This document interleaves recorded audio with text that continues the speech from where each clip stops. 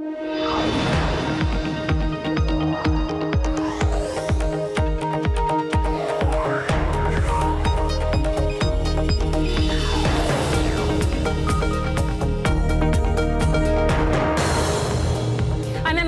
this is Bloomberg Technology. Coming up, tech's biggest titans gather at the White House to discuss the road ahead for U.S. technology, how they hope to find common ground despite the growing divide between Washington and Silicon Valley. Plus, Sheryl Sandberg opens up in a Bloomberg exclusive. The Facebook COO gives us her take on small business, big branding, and cashing in off advertising as the Lion Innovation Festival roars back into Cannes. And Blue Apron prepares to go public under the shadow of the Amazon Whole Foods deal. We'll look into how last week's mega merger news could rattle plans and an industry food fight that's starting to get messy. But first, to our lead. Tech executives are currently at the White House for the first meeting of the American Technology Council. Among the attendees, Apple CEO Tim Cook, Microsoft CEO Satya Nadella, and Amazon CEO Jeff Bezos. President Trump's senior advisor, Jared Kushner, is chairing the tech summit. He said earlier that he expects tech giants will help the administration unleash the creativity of the private sector on government challenges. We began by analyzing and auditing our current infrastructure. It turns out that federal agencies collectively operate 6,100 data centers, the vast majority of which can be consolidated and migrated to the cloud, something a lot of you know a lot about. We're also expecting President Trump to join the meeting at any moment this hour. For the very latest, we're joined now by Bloomberg's Tolu Olorunnipa from Washington. So, Tolu, what has happened so far? This has now been going on for a few hours. Yeah, we've seen several technology CEOs meeting with some of the top advisors of the president, including the vice president, over at the White House for the last 4 hours. They've been talking about how to modernize government. They've been talking about new ways to bring the expertise of the private sector and try to translate it into government, something that previous administrations have tried to do but has been incredibly difficult, trying to make government more like Apple, more like Amazon, and more responsive to the citizens that it serves.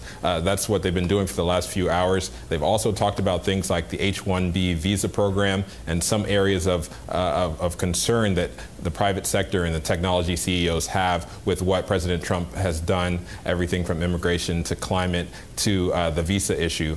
So it's been a long and wide-ranging discussion, and it's going to cap with President Trump coming and speaking to some of these CEOs face-to-face. Now, to clarify, a number of these CEOs haven't actually joined this council. They're today as part of a one-off working session. People like Tim Cook, for example, strongly disagreed with the president on issues like climate change. Is President Trump really going to be receptive to what they have to say? Yeah, a lot of these CEOs wanted to have a seat at the table. This is not something that they are using as a reason to be a part of the president's council. They're just actually coming to the table to talk to the president and try to have his ear. So it doesn't cost them very much to come and try to get the president to move towards their position on a number of different issues. But there are some CEOs, including Tesla CEO Elon Musk, who decided not to participate in the president's council because of disagreements over things like climate change. But some of the CEOs who were present today want to have the president's ear. They want to show that they have an open mind towards meeting with the president, and a lot of them were saying that they were grateful to have the opportunity to talk to people like Jared Kushner, who has the trust of the president and who may be a little bit more open towards their positions on things like climate change. All right, Bloomberg's Tolu Olorunnipa there in D.C. Thanks so much for that update as we wait for President Trump. After this meeting concludes, what does it mean for the relationship between tech and Washington? What are some top priorities on the agenda today? To break it all down, Bloomberg Tech's Alex Webb joins us now. So a strong showing for a group of leaders, many of whom were quite vocal in their opposition to President Trump during the election. Yes, but as Tolu kind of raised that, it is important for them to have a dialogue with the president. There are issues which are very important for their businesses. Of course, for some, it's the immigration question. For others, namely Apple, of course, the offshore cash holdings and their ability to repatriate that money at a lower tax rate is especially important. So they've got to make sure that they have the presidency if and when they want it, and in the hope perhaps that when these issues come to the table, they can help steer it in an amenable direction for their business. Now, Tim Cook is there today, the CEO of Apple. I spoke to him a couple of weeks ago about why he didn't join a council officially. Take a listen to what he had to say. I don't find these councils in general and committees to be terribly productive. And but it wasn't about not wanting to advise on something where I thought that we could help or we had a point of view that should be heard. And so I'm doing the latter. I can't imagine a situation where I wouldn't do the latter because I think it's in the best interest of America to do it. And I am first and foremost an American. So he's there, Alex, today as part of a one-off. Why? I think for those reasons he just said. He wants to be able to advise on the issues which he thinks are important. Now, of course, we mentioned repatriation, but there are any other number of issues. It's quite interesting, the agenda today for what they were discussing, it wasn't actually so much to do with tech policy as such, as how the decisions made in government will affect the way that companies run. It's really the other way around, how tech companies can help government function. A lot of really granular things like cloud computing and access to databases for the public, those kind of ideas. Now, perhaps if you look at it, do you really need top CEOs coming once a month or 4 times a year, whatever it is, to advise on these issues? That's open to debate. But you can see that he's got a chance to meet Jared Kushner and meet a whole bunch of other top players within the White House administration, and that perhaps then serves them going forward. Some of the issues on the top of Tim Cook's agenda today were told Veterans Affairs, human rights, cybersecurity, encryption issues. It's also interesting who's not there at this meeting today. Right, absolutely, yeah. Mark Zuckerberg is not there, and of course we heard already about Elon Musk. Facebook said that Mark Zuckerberg, or that their executives more broadly had prior engagements, which meant they couldn't make it. There were a lot of other executives clearly who did make it. It was interesting to see who the attendees were. There were people from MasterCard, which perhaps you wouldn't typically think of as being a tech company. Also the CEO of SAP, who, while he's an American, SAP is a German company. So given some of Trump's outspoken comments about Germany, it's interesting that, of course, some of these people were in attendance. Are we seeing a change, you think, in sort of the approach of these tech CEOs to Washington, despite the vehement opposition initially? Well, it's interesting. There is a certain dichotomy at the center of this. On the one hand, if you look at social issues and things like immigration, they are very stringently or strictly opposed to what the administration has to do. On the other hand, things like deregulation is something which is in a lot of their interest, and that's not something that the Obama administration was able to deliver on to the extent that perhaps some of these companies might have wished. So what they say in public might differ 100% from they might not have entire correlation between what they say in private to the president and his people. All right. Alex Webb of Bloomberg Tech, thanks so much for that update. Appreciate it. Now, to a story we are following. The Federal Trade Commission is challenging the proposed merger between fantasy sports websites DraftKings and FanDuel. The FTC says the combined company would control 90% of the paid daily fantasy business, depriving customers of the benefits of direct competition between the two companies. The CEOs of both DraftKings and FanDuel said in a joint statement that they're disappointed by the decision and considering their options.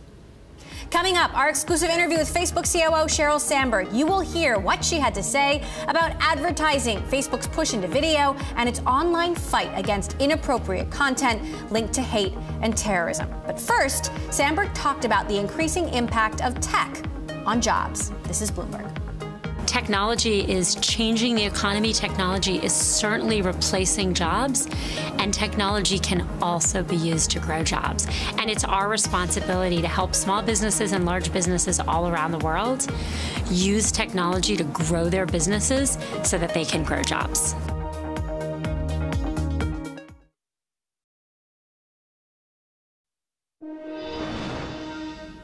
Berlin-based food delivery company Delivery Hero is planning an IPO, valuing the company at nearly $5 billion. The startup is backed by German incubator Rocket Internet, which owns about 35% of the stock. We spoke to Delivery Hero in September and asked about the growing competition.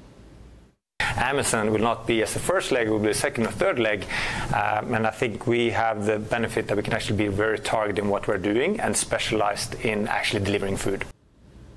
And sticking with IPO news, meal kit delivery company Blue Apron said today it's targeting a $3.2 billion valuation in a U.S. offering. The company hopes to sell 30 million shares for $15 to $17 a piece and is scheduled to price its shares next Wednesday, according to data compiled by Bloomberg.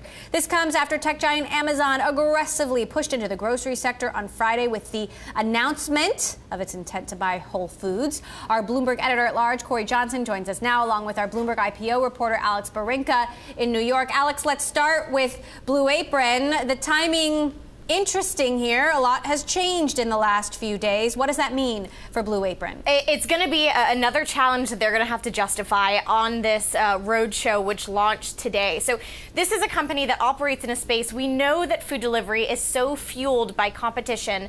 It's an expensive space to operate in because so much of the costs do go to marketing. You're always fighting. It's kind of a land grab out there for wallet share for customers. This is especially tricky for Blue Apron in that Whole Foods will now potentially have the logistical empire that is Amazon, and Amazon customers will have more access to Whole Foods. Why is that important? Because those are the kind of high earner customers, the top 10%, let's say, of U.S. households who are willing to spend a little bit more to get the quality that Whole Foods promises. Well, that kind of happens to be the same group that Blue Apron is targeting. I spoke to an analyst earlier today who said, look, they're all fighting for the same wallet share here of these high spending customers. It's going to be hard for Blue Apron to fight down the value chain because, frankly, folks are just not willing to spend $11, $12 a plate for a box of fresh food, granted, but that might spoil. So when you think about where Blue Apron's growth is going to be, they're going to have to figure out how to make sure that they are the ones nabbing those dollars from those high-end consumers and not Whole Foods via Amazon. And yet, Corey, Blue Apron, a very different business from Whole Foods, Amazon. How does that really change the competitive landscape? I mean, look, Whole Foods and Blue Apron are very different businesses. Yes, they serve food to consumers, but that's sort of where the similarities, and a certain type of consumer at a certain price point. What you see Blue Apron doing is trying to market really aggressively, because this is a new kind of idea, sending people just the amount of food that they need to make for a certain meal with that recipe and delivering it on a regular basis. And they're spending vast fortunes to do it. You know, Alex mentioned their marketing costs. They spent $60 million just last quarter, $61 million last quarter. Look how much they're spending every quarter in advertising. And as a percentage of revenues, it's going way up. It was 25% of revenues last quarter. So it's an extraordinary amount of money to be spending on marketing. That certainly will help them in their IPO because now the name is better known. But they really are just spending like crazy, like drunken sailors, to try to get people into their service. The goal, of course, is not just get them in, but to keep them. And they have yet to show that ability. Alex, almost every analyst we speak to says to expect more consolidation in this space. Could Blue Apron consider M&A or reconsider the timing? Well, right now we've got only about 9 days left for M&A to be on the table. This deal is scheduled to price next week, so that would have to happen. I mean, frankly, given where it is in the cycle of this deal, if something like that was going to happen, it probably would have already. What I can tell you is a person familiar with the deal spoke to me and told me that management is focusing on refining its IPO pitch. They're really pushing this lifestyle idea that Corey was talking about, how it's so different, the fact that it's recipes and prepackaged ingredients, and that's so different than what a grocery delivery company does. And they'll be really pushing toward addressable market, not just the fact that they can expand, but also only about 1% of all grocery shopping actually happens online. So these are areas that, you know, frankly, Amazon, Whole Foods could help if people get more used to buying their food off the internet. But this seems to be an IPO for sure at this point, but I will definitely be keeping an eye on it. Corey, we've got new reporting out that about actually how this Amazon Whole Foods deal will actually work. Job cuts at Whole Foods, price cuts at Whole Foods. What can you tell us? So Amazon denies the job cuts, but we have other sources saying that that's going to happen. I think, you know, the Amazon style has been to do things at a very, very low margin. Half the margin, as bad as grocery margins are, Whole Foods is about a 5% operating margin. Kroger has about a 2% operating margin. Amazon's even worse. But I think that that's really not, you know, the focus for Amazon in most of its business lines, Amazon Web Services, is very different. But Amazon's overall profit margins are below 2%. They want lots of cash flow and use that cash flow to reinvest in their business. So they're not really looking for the very things that Whole Foods activist shareholders are looking for. Increase those operating margins. Don't look for Amazon to do that. So can Amazon drop the prices sustainably? is the question. I think they could. I mean, if they're willing to operate at a 2% profit margin, they've certainly shown a willingness to operate at an even lower profit margin going in the past. They could run this business just for the cash flow, use that cash flow to expand all of their businesses. This is a $15 billion a year top line business. The cash flow generates, at the top of my head, about 14% cash flow return. That's a pretty sizable return for them to reinvest that business, and that's the way they seem to look at cash flow. They don't need a lot of profitability. At least the market hasn't punished them for lack of profitability in the past. What companies could Amazon possibly acquire next? You know, I don't know. I mean, I think grocery is really hard. And there's a high possibility Amazon could completely screw this up. They've screwed up prior acquisitions in the past. They've opened up a lot of products that they had to shut down in the past. This is a very difficult industry. So the question is, are they going to be very ambitious and do the things that we've been talking about with launching grocery delivery, ordering things online, replacing Instacart when that deal ends with Whole Foods? There's lots of things that they could do with this business, but I wouldn't be surprised if they just stick to their knitting, make Whole Foods work, grow that business and use the cash flow on their balance sheet for all the other things that they want to do, and expand into other areas when the time is right. All right, well, we will be watching our Bloomberg editor-at-large, Corey Johnson, and our Bloomberg IPO reporter, Alex Barinka. Thank you both. Coming up, our exclusive interview with Facebook COO Sheryl Sandberg as she attends the Cannes Lion Festival, the biggest global gathering of the ad community. We'll discuss how businesses can use Facebook products to grow their brands and create jobs in the modern economy. And some news coming from Tesla. The company said to be close to an agreement to produce vehicles in China for the very first time. The agreement is said to be with the city of Shanghai and would allow Tesla to build facilities in one of its development zones. The actual agreement could come as soon as this week. We'll have more details later this hour. This is Bloomberg.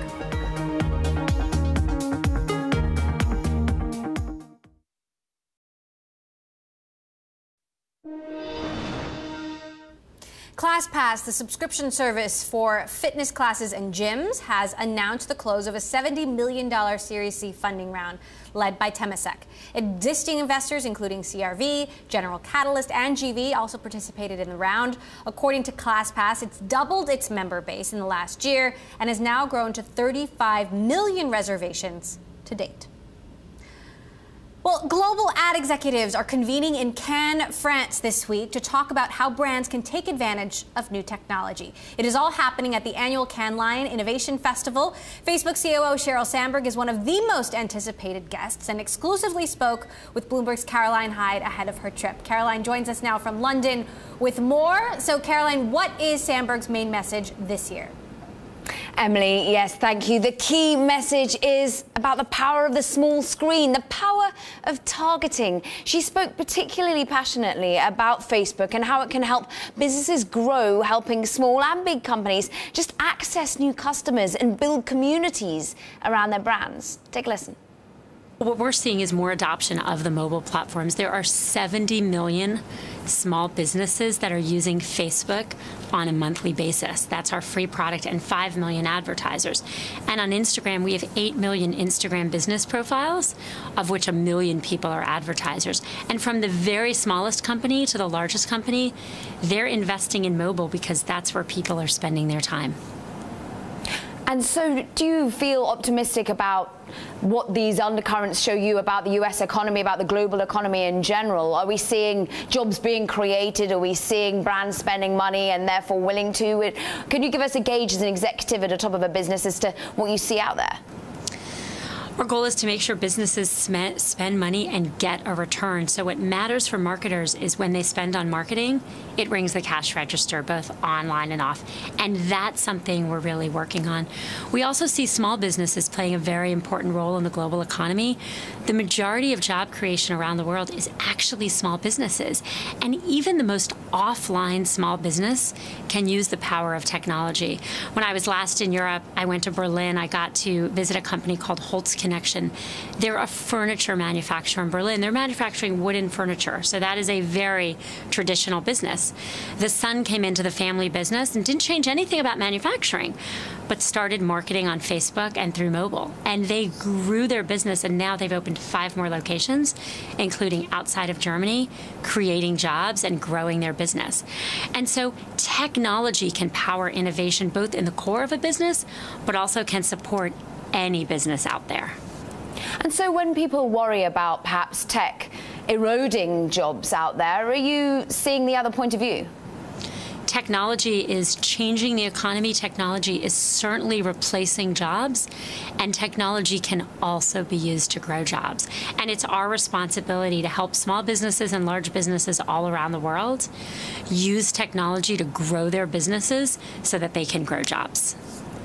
And interestingly, when of a current time when we're seeing perhaps drive towards job growth, we're also seeing valuations, for example, of technology companies go through volatile times. Does that ever affect you? Does it affect the way in which you look at the world?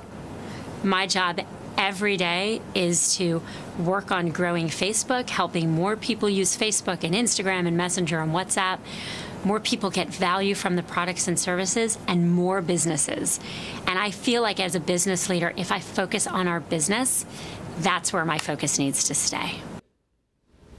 Just the beginning of our exclusive conversation there with Facebook COO Sheryl Sandberg. Coming up, you'll hear more of her take on the ad market and what the company is doing to combat terrorism activity on their sites.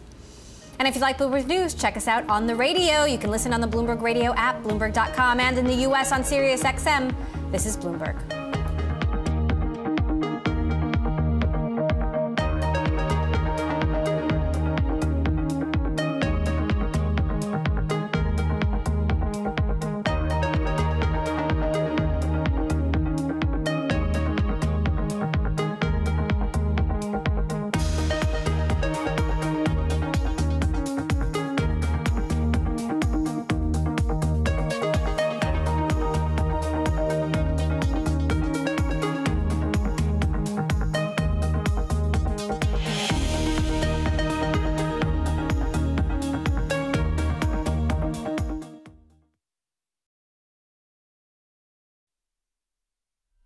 I'm Jessica Summers in New York, and you're watching Bloomberg Technology. Let's begin with a check of your first word news. The family of Otto Warmbier, the 22-year-old student sent back from North Korea last week in a coma, says he has died. Warmbier spent a year and a half in prison after ripping down a propaganda sign in North Korea. Doctors said he returned with severe brain damage, but haven't said what triggered it. President Donald Trump reacted to the news a few moments ago, calling North Korea a brutal regime, and at least Warmbier was able to get home to his parents. In Paris, French police have removed the body of the man accused of ramming a car carrying explosives into a police van on the famed Champs-Élysées. France's anti-terrorism prosecutor has opened an investigation. No officers or people on the busy tourist street were hurt. And talks kicked off in Brussels today to officially mark the beginning of the end of Britain's membership in the EU. After the first round of talks, lead British negotiator David Davis said things have gotten off to, quote, a promising start. He says the priority is to reassure UK citizens who live in the EU and people from the EU who are in Britain. And 3 days after President Trump signed his new Cuba policy, the communist island nation is responding. Cuba's foreign minister is rejecting the president's new rules. He said Cuba, quote, will never negotiate under pressure or under threat. He also said American fugitives who have received asylum in Cuba will not be returned to the U.S. Global news 24 hours a day, powered by more than 2,700 journalists and analysts in more than 120 countries. I'm Jessica Summers. This is Bloomberg. It's just after 5:30 p.m. here in New York, 7:30 Tuesday morning in Sydney. I'm joined by Bloomberg's Paul Allen with a look at the markets. Paul, good morning. Good morning, Jessica. Well, it's looking like a bright day across the Asia Pacific. We've got Nikkei futures pointing higher on the back of that decent lead from Wall Street. And later on, we'll have convenience stores and supermarket sales figures for May out of Japan.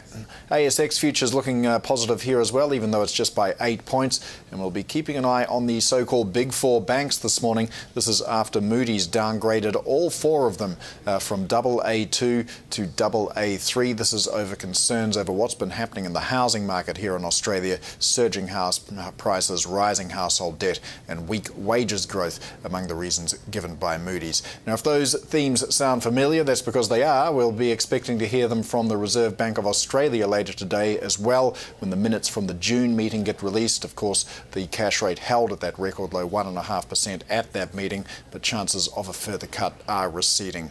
Other stuff to look out for: the PBOC governor is going to be speaking in Shanghai, so watch out for that. I'm Paul Allen in Sydney. More from Bloomberg Technology next.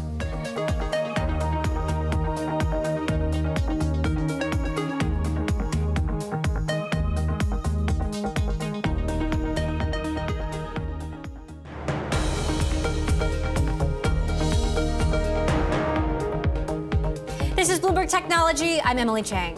Facebook COO Sheryl Sandberg takes the stage at the annual Cannes Lion Ad Festival this week as the social network increasingly dominates the multi-billion-dollar global ad market, along with Google. Sandberg spoke exclusively with Bloomberg's Caroline Hyde ahead of her trip to France. Caroline, tell us what she had to say about the evolution of Facebook's ad strategy as the market shifts. Yeah, Emily, well, the focus is still mobile. It's unrelenting at Facebook. And as they see this shift towards the mobile, they want the content created by the advertising community to be made, well, for that medium. Don't try and repurpose a TV ad. Make it for the mobile. And we spoke about the sheer amount of time people are now addicted to their phones and the opportunities that this actually gives across the Facebook products, Emily. Our biggest message is that the small screen is big. People have moved to mobile and businesses are catching up. It's now the case that the average U.S. consumer, and these numbers are duplicated all over the world, is spending about 4 hours a day on TV and 5 3/4 on digital, the majority of which is mobile.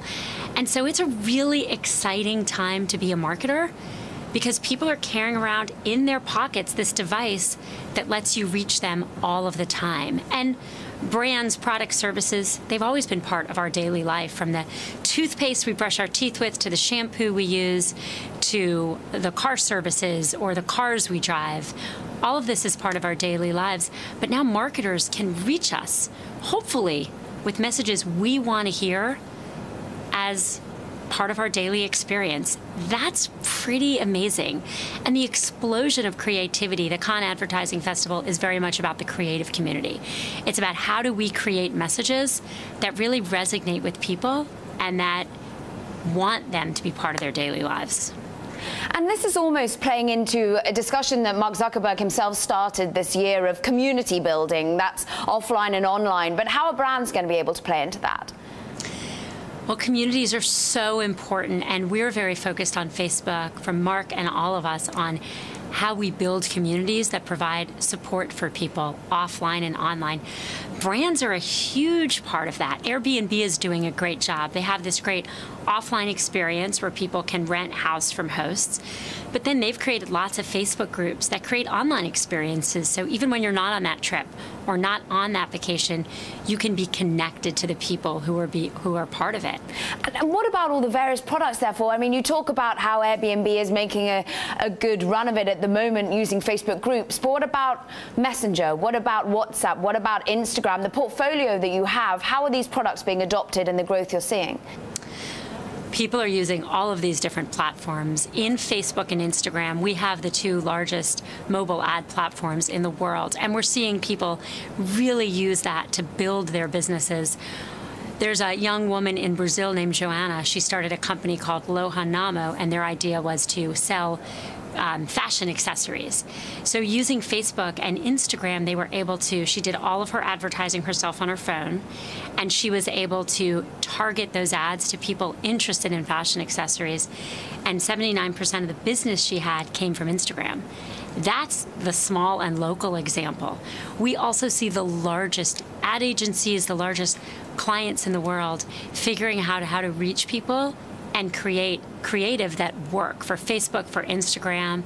And we're starting to learn a little bit more about how businesses can interact on Messenger as well. And what about video? This has, of course, been where the real explosion has been and what Facebook has really driven forward. You're experimenting with new ways in which adverts can come within videos that run on Facebook. How is that being adopted, and how much are you starting to see that add to your bottom line? Marketers have always loved video because it's such a great way to tell a compelling story. And I think what this community is increasingly understanding, and we need to do better, is that you have to create the video for the platform. So the first TV ads were people reading their radio ads behind mics. Now, people could see, but when TV evolved, video ads were made for TV, and it certainly wasn't someone sitting behind a mic. Similarly, a lot of the first video ads in a social space were 30-second TV spots just moved over to the social platform, and those can work well. And therefore, is it an either-or when you think of brands putting their money to work? I'm looking at data that says, what, $70 billion is currently spent on TV. How much of that will go purely to the digital space now? I don't think it's either or. Marketers should reach people on TV. They should reach people on mobile. They should reach people in the digital space. They should reach people everywhere they go. But how they reach people on all those different platforms needs to evolve. And Facebook and Instagram, we think we offer a really unique value proposition for marketers and people, because you can have the creativity of a video, the creativity of sound and light and pictures, but you can also do very specific targeting. You can target your current customers differently than new customers, people who are in the market for a car, people who look like people in the market for a car, so you can make sure the right message gets to the right person. Caroline Hyde still with us from London now. Caroline, our Bloomberg colleague Sarah Fryer has a new story out about Facebook's push into original content. Is it all about snagging more TV ad dollars in particular? It was interesting because there it seemed as though Sheryl Sandberg was saying, look, it's not an either or. Keep on putting money into television, but also you've got to now put perhaps more, if not even more excessive amounts than TV into mobile and make it bespoke for us. We were citing there a figure of what, $70 billion is how much is spent on television advertising. I wanted to try to draw out of her whether she thought that will in some way move to digital, because was it 2016 was the first year we saw digital ad spend overtake television ad spend. But for now, it seems as though they're certainly trying to play catch up with YouTube. They're certainly trying to push the online content of a mode of television for a certain extent. Certainly video is where it's at, but it seems as though they're not trying to just pull it away from TV. Sheryl Sandberg seems to think, look, you're going to do both, but certainly keep on the money ploughing in with us. And all these new ways and means of getting the share of revenue with these sorts of companies, some of them getting a bit exhausted by the process. But interestingly, you know, you have your video roll out, an advert plays halfway through. Facebook takes some of that money, but it also gives it to the content provider as well. All right, Caroline Hyde in London. We will have more of your exclusive conversation with Facebook's COO Sheryl Sandberg coming up. Her thoughts on combating terror online and solving tech's diversity problem. This is Bloomberg.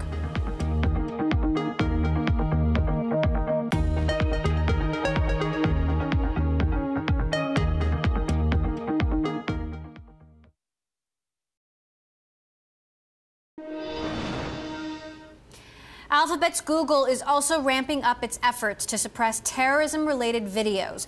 Google says it will increase the use of technology to identify extremist and terrorism-related video across its sites, which include YouTube, and will boost the number of people who screen for terrorism-related content. It's a response to UK lawmakers who've said the internet is a petri dish for radical ideology. Social media and search sites are facing pressure to quickly remove posts by terrorist groups. This after 7 people were killed and 48 injured in an attack in London earlier this month. Now, another tech giant that's been under pressure from the government to combat extremists is, of course, Facebook. The platform recently announced it would increase its use of artificial intelligence to help remove inappropriate content. We're now going to send it back to Bloomberg's Caroline Hyde in London. And Caroline, you spoke to Sheryl Sandberg about this. What did she have to say? Yeah, fascinating discussion with her. And in my exclusive sit down with Facebook's COO, we discussed what is inherently an incredibly complex issue.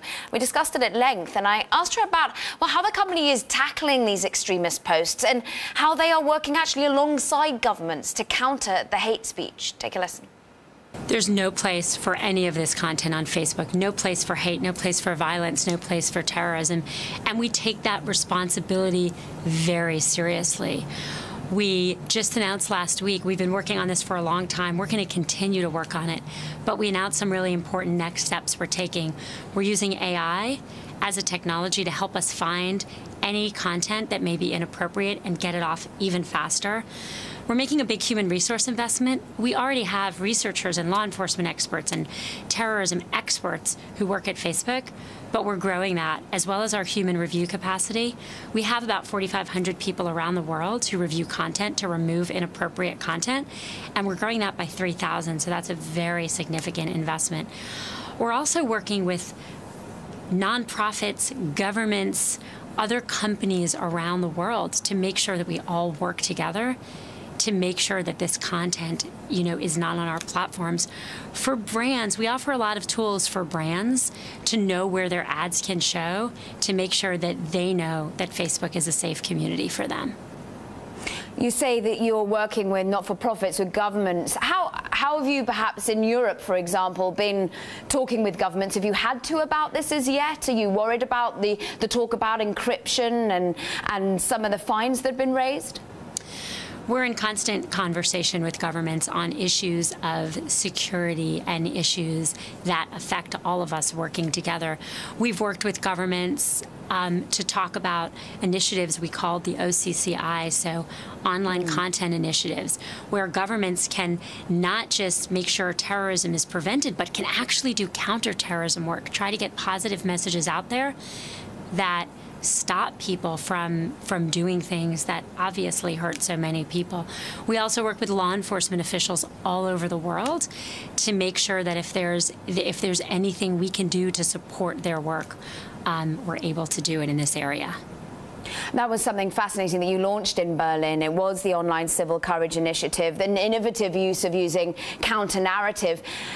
This is so complex, as I mentioned, and therefore, how do you think you can understand if you are improving? What's the end goal or target? Is it to ensure that the measurements come down and the numbers come down? What will you count as success, dare I ask?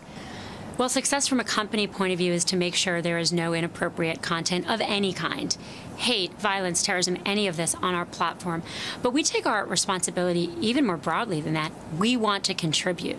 So, for example, over the past several years, tech companies have started working together, sharing information very freely. When anyone identifies someone they think is going to put inappropriate content on a platform, we know that we have a broad responsibility here to do everything we can in the face of some of these threats to help protect people, and we take that very seriously. And have brands so far, even though, of course, we're in early days, have brands responded positively, not only on the terrorism element, but also the fake news? They feel that this is changing? Yes, brands know that Facebook's a safe place for them to be. We've worked very hard to make sure that inappropriate content's not on Facebook and that brands have a safe way and a contextually safe way to communicate on Facebook. I think what's also fascinating, you talk very passionately about this element. You also have been someone who talks constantly, passionately about diversity. And this is something that we're seeing now brands also become potentially involved in. What are your messages to brands as to how to keep on drawing diversity and ensure we have a balanced view, not only within companies, but also in advertising? Brands have such an important role to play here because people see so many marketing messages. The estimates are that people can see hundreds of marketing messages a day. That means that if we market products and services so in a supportive of gender equality way, supporting female leadership, supporting men as caregivers, we can really make strides towards gender equality in the world. The Cannes Lion Foundation will announce the Glass Lion, and that's something we worked with them, my foundation, Lean In, to establish a few years ago, and it's an award given every year at Cannes to the ads of the year which are best for gender equality. Last year, P&G won for an ad called Share the Load, which showed a man watching his daughter doing all the housework in her home, realizing he never helped his wife, her mother, and leaving her house and going home to his wife of many decades and offering to do laundry. And diversity closer to home then. Talk to us about diversity in Silicon Valley. If I'm a female looking at getting a job in technology at the moment, I look at one big brand, I look at Uber, for example, and maybe I'm being put off. What advice as a COO might you give to Uber, and what advice would you give to those people wanting to get into technology right now as a female? Well, obviously, the reports of what's happening at Uber are super troubling, and I'm glad that they are taking action to address them, and all of us need to do more. We definitely need more women and underrepresented minorities in the tech field. We also need them in leadership in every industry in the world. We have these same issues. In technology, we have a special both concern and opportunity, which is that women are not studying computer science. In 1985, women were 35% of computer science degrees, and now we're down to 17 or 18%. But we know that girls are outperforming boys in school in most countries in the world, including yours, including mine, all the way from elementary school through university. And so we need to persuade our daughters and people of underrepresented minorities that tech is for them, so that we can make sure our industry over the long run can represent the diversity of the people we serve. Facebook COO Sheryl Sandberg there with Bloomberg's Caroline Hyde. Caroline, thanks so much for that interview from London. You can watch the full interview at Bloomberg.com. We're getting headlines now from that tech summit in Washington that we told you about earlier. President Trump has spoken with the executives in the last hour. Apple CEO Tim Cook has made some remarks saying the U.S. should have the most modern government in the world. We're going to continue to monitor this meeting for any headlines and bring you as we have them. This is Bloomberg.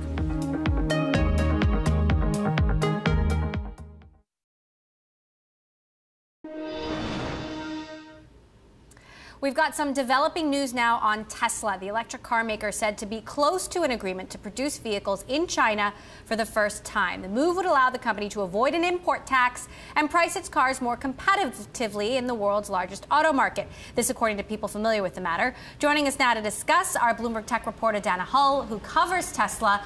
What do we know so far? Well, it sounds like there's an imminent announcement for Tesla to produce vehicles in Shanghai, and we're hearing this from China. Not a lot of details yet on who the JV partner would be, but this would be a huge move for Tesla as it seeks to become a global automaker. Right now, they just have one auto plant here in California. So how significant is this? It's pretty significant because right now American auto companies can't really make cars in China unless they have a local production partner. And without that, the import taxes are prohibitively high. And having a local partner in China to produce with would allow Tesla to access China, where luxury cars are all the rage. How big a market do we think China could be for Tesla?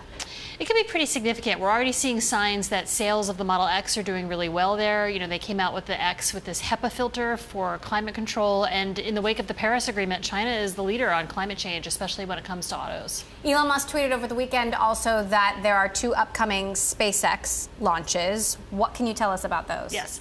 So their next launch is BulgariaSat, which is a communications satellite. That launch has shifted around a little bit, but is now scheduled for Friday from Cape Canaveral in Florida. Then on Saturday, they're going to launch satellites for Iridium from Vandenberg Air Force Base. So they could potentially have 2 back-to-back launches from either coast. What is the significance of these coming launches given the challenges that SpaceX has had? I think what you're really seeing is that SpaceX has kind of come back from the mishap of last September, and they're launching rockets on a more regular basis. Their goal is to launch 20 to 24 rockets this year, and if they hit that, that would be a pretty incredible launch cadence. So talk to us about then what we're expecting. Well, we're just expecting 2 launches. I mean, launches can shift a lot because of last-minute technical issues or because of weather. They have to get permission from the Air Force. But if they launch 1 rocket from Florida on Friday and then another rocket from California on Saturday, that's pretty unprecedented. So put it in the big picture for us when it comes to the space race, the private space race, as it were, and SpaceX's role within it? Well, SpaceX is really focused on driving down the cost of space, and reusing rockets is a big part of that. So they had a big milestone in March where they reused a rocket for the first time. They're going to reuse one of the rockets again this weekend, and they're just going to be launching rockets on a more regular basis. The more they launch, the cheaper it gets as they reuse their boosters. All right. Well, we'll look forward to those this weekend. Dana Hull, who covers Tesla and SpaceX for us. Thanks so much, Dana. My pleasure. For joining us. Speaking of, for this edition of Out of This World, NASA has found new evidence of 219 planets outside our solar system, and with 10 of those planets appearing to be similar to the size of Earth. The planets orbit their stars in what's known as the Goldilocks zone, just far enough away to develop water, but not so far that they freeze. With the addition of this latest release, Kepler has now identified over 4,000 planet candidates. And that does it for this edition of Bloomberg Technology. Tomorrow we will hear from Tableau CEO Adam Selipsky discussing the growth of their software business in Europe. And Bloomberg Tech is live streaming on Twitter. Check us out at Bloomberg Tech TV weekdays, 5 p.m. in New York, 2 p.m. in San Francisco. That is all for now. This is Bloomberg.